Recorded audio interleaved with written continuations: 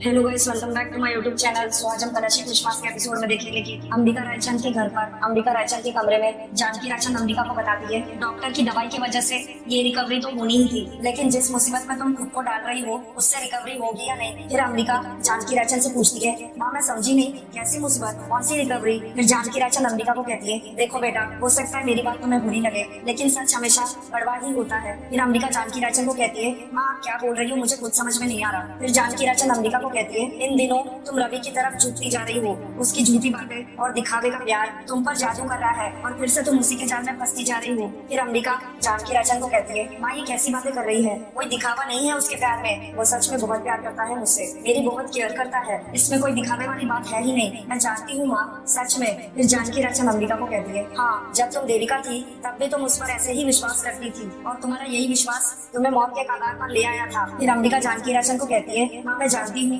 लेकिन उस वक्त हालात कुछ और थे, अब रवि वैसा नहीं है, वो बहुत बदल गया है, मुझसे बहुत प्यार करता है, मेरा बहुत ख्याल रखता है। फिर जानकी रायचंद गुस्से से अंबिका को कहती है, कुछ नहीं बदला है, हालात आज भी वैसे ही है, आज भी तुम्हारी फीलिंग्स वही देविका जैसी है, सिर्फ रवि का शिकार बदल गया है, पहले उसने देविका का मर्डर किया था और अब तुम्हारी बारी है। उस धोखेबाज रवि की नीयत आज भी वैसी ही है, अपने आंखों से ही प्यार की पट्टी हटा दो ताकि तुम सच्चाई को देख सको। बेटा वो तुम्हारे जज्बातों के साथ खेल रहा है क्योंकि वो इस खेल का शातिर खिलाड़ी है, वो जान चुका है कि उसके गुनाह में जो साथीदार थे उनका हाल क्या किया है तुमने, और सिर्फ अपने आप को सिर्फ इससे बचाने के लिए तुम्हारे साथ प्यार का नाटक कर रहा है। साक्षी ने बहुत बड़ी गलती की जो उसे वहाँ मंदिर में बुला लिया जब निवेदिता तुम पर हमला करने वाली थी, शायद उसी वक्त तुम्हारे प्रतिशोध का राज उसके सामने खुल गया होगा और वो झूठी केयर करने का दिखावा करने लगा। बेटा मैं उसी वक्त मंदिर में तुम्हें ये सब बताना चाहती थी, लेकिन सबके सामने मैं कुछ कह नहीं पाई क्योंकि अंबिका को जानता है कि तुम्हारे पास इंटरनेशनल बिजनेस है, इतनी सारी प्रॉपर्टी है और इन सब का कंट्रोल तुम्हारे पास है, इसलिए वो तुम्हें अपने प्यार के जाल में फिर से फंसाना चाहता है और तुम उसके प्यार के जाल में फंसती चली जा रही हो। अंबिका वो तुम्हारे साथ भी वही हाल करेगा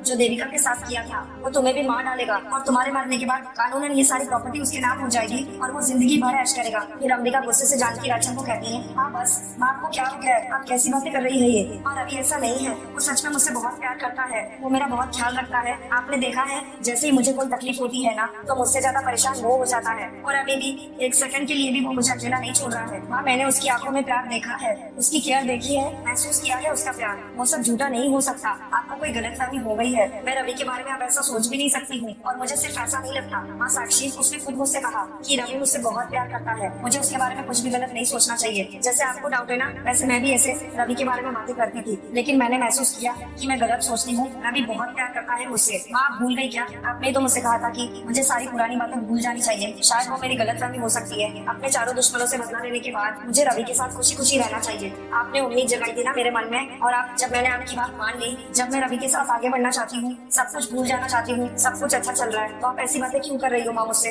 प्लीज ये सब बोल के मेरा दिल मत तोड़ो, मैं बहुत उम्मीदें जगा चुकी हूँ अपने मन में। माँ मैं दिल से चाहती हूँ कि मैं अपनी शादी को, रवि को, इन सब चीजों को एक और मौका दूं। फिर जानकी रायचंद अंबिका से कहती है, उसे और एक मौका देकर तुम एक और धोखा खाना चाहती हो बेटा, और मैं ऐसा होने नहीं दूंगी, मैं तुम्हारी माँ हूँ बेटा, जिस नरक से तुम गुजर चुकी हो उसी नरक में तुम्हें फिर से जाने की इजाजत कैसे दे सकती हूँ बेटा, नहीं मैं तुम्हें अपनी जिंदगी बर्बाद नहीं करने दूंगी, मुझे उस रवि पर बिल्कुल भी भरोसा नहीं है, जब तुम देविका थी तब भी तुमने उस पर विश्वास किया था ना, और उसका नतीजा देखा ना तुमने। फिर अंबिका जानकी रायचंद को कहती है, माँ ऐसी कोई बात नहीं है, उस वक्त उसने जो कुछ भी किया था वो सही नहीं था, लेकिन माँ मुझे अभी भी नहीं पता कि उसने सच में ऐसा किया था या वो मेरी गलतफहमी थी, आज तक कोई सबूत नहीं मिला है मुझे उसके खिलाफ। फिर जानकी रायचंद गुस्से से अंबिका को बताती है, यही तुम्हारी सबसे बड़ी कमजोरी है बेटा, तुम उसके प्यार में इतनी ज्यादा अंधी हो गई हो कि तुम सच जानना ही नहीं चाहती हो। फिर अंबिका जानकी रायचंद को कहती है, माँ ऐसी कोई बात नहीं है, मैं सच में उससे बहुत प्यार करती हूँ, लेकिन वो ऐसा नहीं है, और ठीक है एक सेकंड के लिए मैं मान भी लेती हूँ कि उसने देविका के साथ बहुत बुरा किया था, उसके मर्डर में वो शामिल था, लेकिन माँ वो बदल गया है, वो मुझसे बहुत प्यार करता है और मैं भी उससे बहुत प्यार करती हूँ। माँ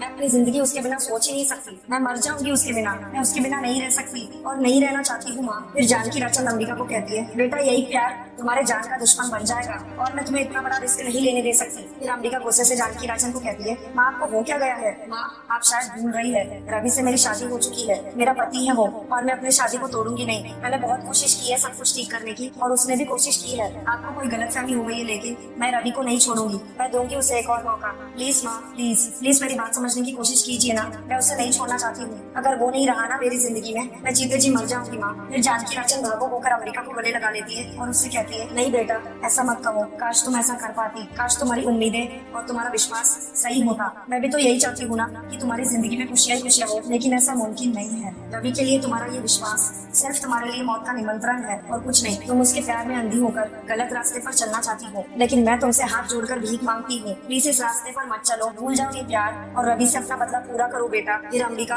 जानकी राजन का हाथ हटाकर कहती है, नहीं माँ, मैं रवि को नहीं छोड़ूंगी, चाहे कुछ भी हो जाए मैं उसको नहीं छोड़ूंगी। ये सब ऐसे ही रहना चाहिए। वो मुझसे प्यार करता है, मैं उससे इतना प्यार करती हूँ माँ, सब कुछ तो ठीक है, और वैसे भी रवि में मेरी जान बसती है और अपनी जान से कोई कैसे बदला ले सकता है, मुझे उससे कोई बदला नहीं लेना। फिर जानकी राजन गुस्से से अंबिका को कहती है, अगर तुम्हें अपनी माँ की सच्ची ममता से ज्यादा उस धोखेबाज का प्यार ज्यादा मायने रखता है तो फिर मेरी यहाँ क्या जरूरत है। फिर अंबिका कहती है, माँ, फिर जानकी राजन अंबिका को कहती है, आज तक तुम्हारी लड़ाई में तुम्हारा साथी बनकर मैंने साथ दिया है, तुम्हें हर राह दिखाई है, और आज जब तुम्हारा प्रतिशोध खत्म हुआ तो समझ लो हमारा साथ भी खत्म। फिर अंबिका रोते हुए जानकी राजन को कहती है, नहीं माँ। फिर जानकी राजन गुस्से से अंबिका को कहती है, क्योंकि अब तुम अपनी जिंदगी प्लान कर चुकी हो, तुम में इतना कॉन्फिडेंस आ गया है कि तुम अपनी जिंदगी के फैसले ले सको, चाहे वो फैसला तुम्हारी माँ के विचारों के खिलाफ क्यों ना हो। तुम्हारी अपनी माँ की राय और उसकी चेतावनी से कोई फर्क नहीं पड़ता, तो फिर मुझे भी अपने आप को तुम्हारी जिंदगी से अलग कर लेना चाहिए। इतना बोल के जानकी राजन जैसे ही जाने लगती है, अंबिका जानकी राजन का हाथ पकड़कर रोने लगती है और उनसे कहने लगती है, माँ भी क्या बोल रही हो, मैं मर जाऊंगी आपके बिना। आपको पता है ना मैं आपसे कितना प्यार करती हूँ। माँ, आपको क्या हो गया है, आप भी तो पहले रवि को इतना पसंद करती थी। माँ ऐसा मत कहो, माँ प्लीज ऐसे मत बोलो, माँ मैं नहीं रह सकती आपके बिना, आप क्यों कर रही हो ऐसे। फिर जानकी राजन रोते हुए अंबिका को कहती है, मुझे जाना होगा, क्योंकि मैं अपनी बेटी को बर्बाद होते हुए नहीं देख सकती। तुम्हारा प्यार रवि तुम्हें बर्बादी की राह पर लेकर जा रहा है, अब मैं बेबस होकर ये नजारा नहीं देख सकती। इस मजबूरी से गुजरने से पहले तो मैं मरना पसंद करूंगी। एक राह तुमने चुनी है और एक राह मैं चुनती हूँ, इस घर में अब मैं एक और पल नहीं रुकूंगी। अंबिका रोते हुए जानकी राजन को कहती है, माँ मैं मर जाऊंगी आपके बिना, नहीं प्लीज ऐसा मत कीजिए, मुझे माफ कर दो, लेकिन आप ऐसा क्यों बोल रही हो। आपको पता है ना मैं रवि से कितना प्यार करती हूँ, मैं आप दोनों के बिना नहीं रह सकती, प्लीज माँ प्लीज। जानकी राजन अंबिका के हाथ से अपना हाथ हटाकर वहाँ से गुस्से से चली जाती है। अंबिका रोते हुए कहती है, माँ माँ। जानकी राजन जैसे ही बाहर निकलकर अपने आंसू पोंछ रही होती है, उतने में साक्षी उसे आवाज देती है, तो जल्द मुझे यहाँ से निकाल दो जी। फिर मंजू अपने मन में कहती है, शुक्र है किसी भी तरह से बस मैं एक बार यहाँ से निकल जाऊँ। अंबिका राजन के घर पर अंबिका टूट गई होती है और बुरी तरह से रो रही होती है। अंबिका अपने पास्ट से जुड़ी हर एक चीज को याद करने लगती है। अंबिका जानकी राजन के बारे में याद करने लगती है। फिर अंबिका रोते हुए कहती है, माँ ने क्या कुछ नहीं किया मेरे लिए, वो मुझसे अलग हो जाए ये मैं बर्दाश्त नहीं कर पाऊंगी। मुझे हर खुशी दी, हर कदम पर मुझे सपोर्ट किया, लेकिन पता नहीं क्या हो गया उन्हें, वो क्यों ऐसी बातें कर रही थी। मैं माँ को खो नहीं सकती, मुझे नई जिंदगी उन्होंने दी है, जीना उन्होंने सिखाया है, लेकिन मैं रवि को भी नहीं भूल सकता, उससे बहुत प्यार करती हूँ और माँ तो जानती है कि मैं रवि से बहुत प्यार करती हूँ। फिर वो क्यों ऐसी बातें कर रही है, क्यों चाहती है कि मैं रवि से अलग हो जाऊँ। मैं रवि से अलग नहीं हो सकती माँ, मेरी जिंदगी कोई मायने नहीं रखेगी रवि के बिना। अगर मैं रवि को चुनती हूँ और माँ मुझे छोड़कर चली गई, नहीं मैं माँ के बिना नहीं जी पाऊंगी। नहीं, माँ मुझसे बहुत प्यार करती है, अगर मैं उन्हें समझाऊंगी ना तो वो समझ जाएंगी और मुझे उनको समझाना ही होगा। मैं उन्हें समझाऊंगी और फिर वो वापस आ जाएंगी। हाँ, अभी वो गुस्से में थी इसीलिए उन्होंने ऐसा किया है। ये रवि कहाँ रह गया, अभी तक नहीं आया, मैं ही जाकर देखती हूँ। अंबिका इधर उधर ढूंढ रही होती है रवि को। फिर इतने में वो रवि की आवाज सुनती है कि रवि किसी वकील से बात कर रहा होता है कॉल पर। रवि वकील को कॉल पर कहता है, वकील साहब माँ बहुत तकलीफ में होगी और मैं जानता हूँ कि आप इस शहर के बहुत बड़े लॉयर हैं, प्लीज कुछ भी कीजिए, मेरी माँ को जेल से रिहा करवाइए प्लीज। और फिर अंबिका अपने मन में कहती है, इसका मतलब रवि अपनी माँ को जेल से बाहर निकालने की कोशिश कर रहा है, वो भी मुझे बिना बताए। रवि कॉल पर कहता है, वकील साहब आप पैसों की चिंता मत कीजिए, आप बस मेरी माँ को जेल से रिहा करवाइए और उन्हें जेल से रिहा करवाने के लिए मैं कुछ भी कर सकता हूँ, किसी भी हद तक जा सकता हूँ, सो प्लीज जितनी जल्दी हो सके प्लीज उन्हें रिहा करवाइए। फिर वकील रवि को कॉल पर कहता है, आप चिंता मत करिए मिस्टर रवि गरेवाल, एक बार जब मैं कोई केस अपने हाथ में ले लेता हूँ तो पूरी जिम्मेदारी के साथ अपना फर्ज निभाता हूँ और मैं अभी ही अपनी माँ से मिलकर आया हूँ और मुझे पैसों की चिंता नहीं है, मुझे पता है रकम चाहे जितनी भी हो आप उसका इंतजाम कर ही लेंगे। फिर रवि कॉल पर वकील को कहता है, okay thank you so much वकील साहब। इतना बोल के रवि कॉल कट कर देता है। अंबिका ये सब सुनकर भावुक होकर अपने मन में कहती है, रवि मुझसे ये सब छुप कर रहा है, एक बार भी इसने मुझे बताने की जरूरत ही नहीं समझी। रवि वहाँ से चला जाता है। अंबिका अपने मन में रोते हुए कहती है, अब कहाँ जा रहा है ये रवि, कहीं मंजू आंटी से मिलने तो नहीं जा रहा, मुझे देखना होगा कि आखिर चल क्या रहा है इसके दिमाग में। रवि कार में बैठकर चला जाता है और अंबिका भी बाहर आकर खुद से ही कहती है, कहाँ जा रहा है। फिर अंबिका ड्राइवर को आवाज देती है, ड्राइवर जल्दी चलो। अंबिका रवि की गाड़ी का पीछा कर रही होती है। फिर अंबिका टेंशन में अपने मन में कहती है, आखिर रवि ये सब क्यों कर रहा है, और अगर उसे अपनी माँ की मदद करनी भी है तो मुझसे छुपा कर क्यों कर रहा है वो। तो क्या मंजू आंटी के लिए उसका गुस्सा बस एक दिखावा था? नहीं नहीं नहीं, कहीं ऐसा ना हो जाए कि माँ ने रवि के खिलाफ जो भी कहा है वो सच निकले। ऐसा नहीं होना चाहिए। फिर रवि मेंटल हॉस्पिटल के बाहर अपनी गाड़ी रोक देता है। अंबिका भी अपनी गाड़ी रोक देती है और बाहर जैसे ही बोर्ड पर नाम पड़ती है तो वो मेंटल हॉस्पिटल का नाम होता है। अंबिका टेंशन में अपने मन में कहती है मेंटल हॉस्पिटल नहीं, रवि यहाँ पर कहीं। रवि अंदर आता है और नर्स से पूछता है नर्स ये रूम नंबर 5 कहाँ पर है। फिर नर्स बताती है उस तरफ है। अंबिका रवि को छुप के देख रही होती है। फिर अंबिका भी अंदर आ जाती है। फिर अंबिका अपने मन में कहती है मैं क्या कर रही हूँ, इस तरह रवि का पीछा करना बिल्कुल ठीक नहीं है। मैं इतना बुरा कैसे सोच सकती हूँ उसके बारे में। मुझे भरोसा रखना चाहिए उसके ऊपर। हो सकता है पुलिस इंस्पेक्टर या कोई डॉक्टर रवि से मिलना चाहता हो और उसने यहाँ बुलाया हो रवि को। बस लेकिन उस लॉयर का क्या जिसे रवि ने हायर किया है मंजू आंटी के लिए। रवि अच्छे से जानता है ना कि मंजू आंटी कितनी गलत थी, लेकिन फिर भी वो उनकी मदद कर रहा है, वो भी मुझे बिना बताए।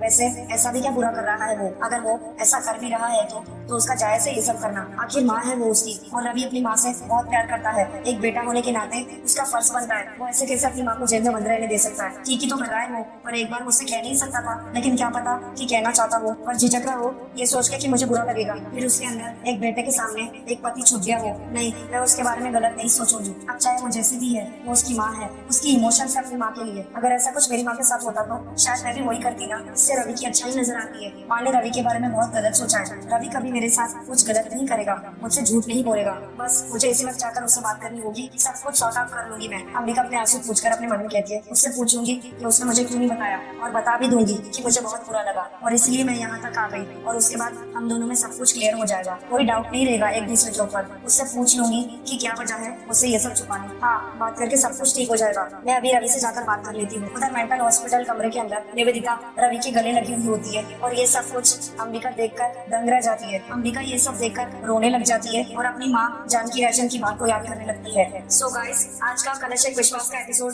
यहीं पर समाप्त होता है। Thank you for watching.